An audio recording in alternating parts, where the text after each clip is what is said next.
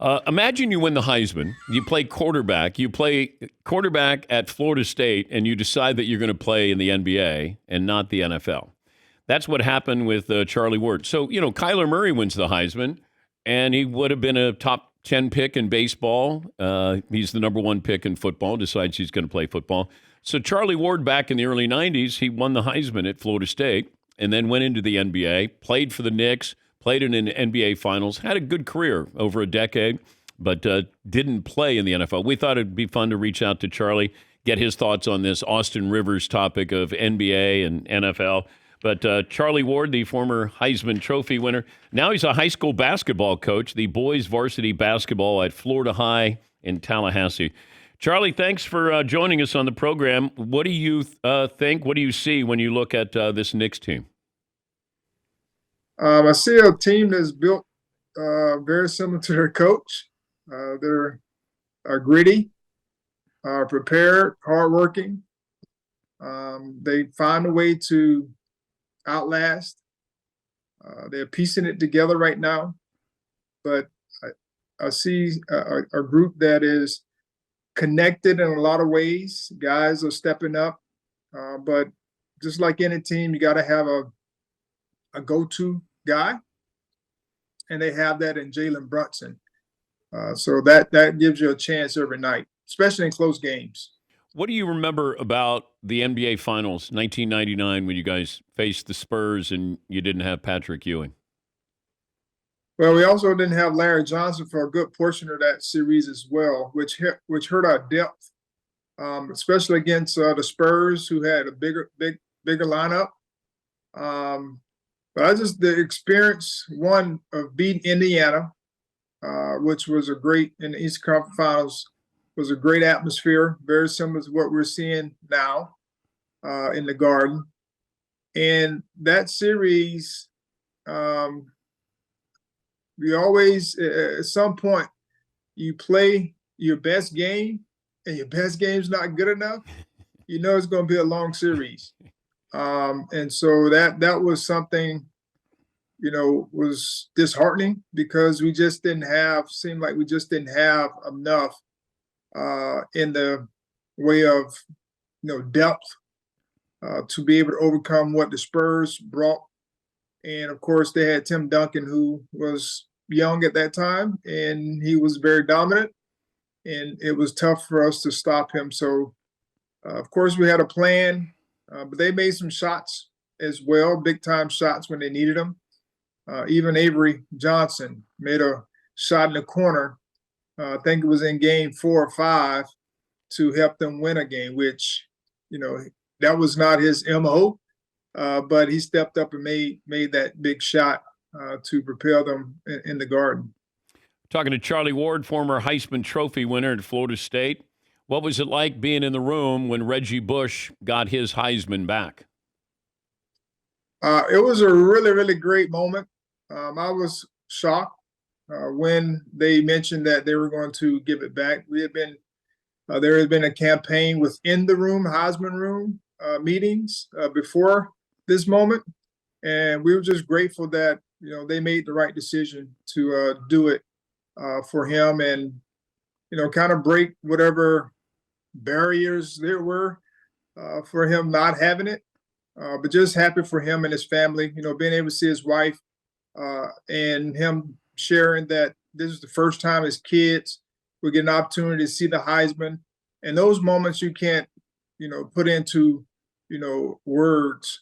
And so I'm just grateful that he had this opportunity to be able to share that with his kids and his family.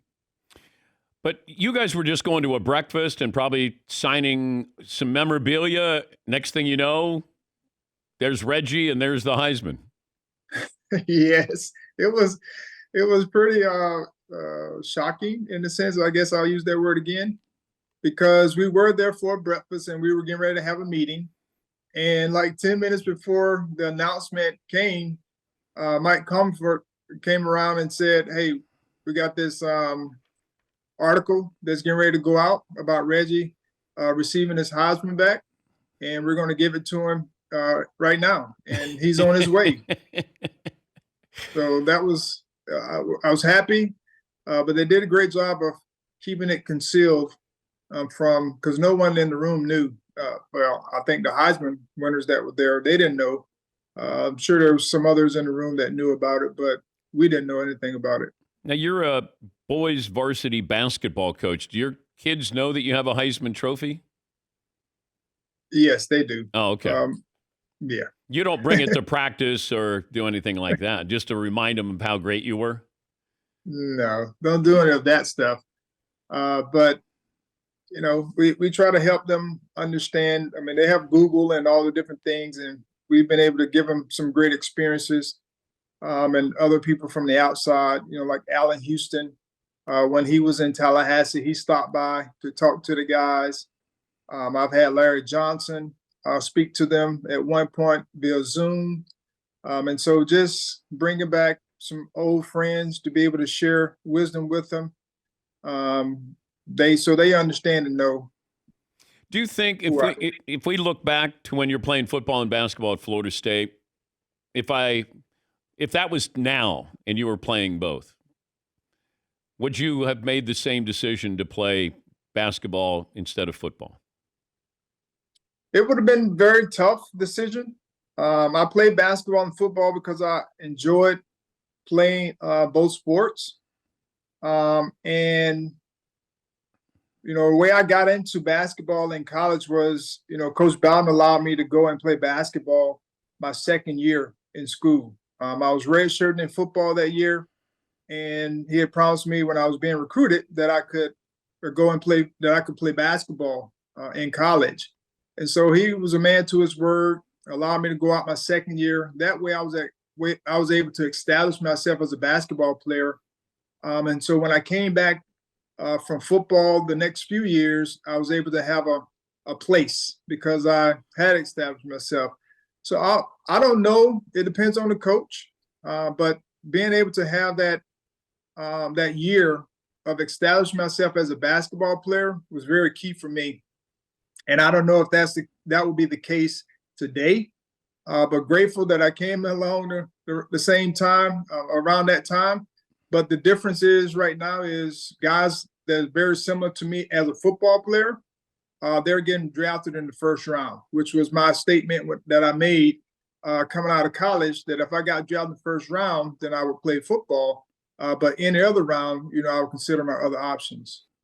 Austin Rivers sparked the debate of the NBA versus NFL players and which side could play in the other sport. And I know you didn't play in the NFL, but having played in the NBA, what's your take on this? Well, I didn't play in the NFL, but I did play in the NBA. And that was tough, especially during my era, because it was very, very physical, which I didn't mind, playing with the Knicks during that time. That's the way we practiced. That's the way we played. But football is different as well. It has its physicality points, especially during that time where they didn't protect the quarterback.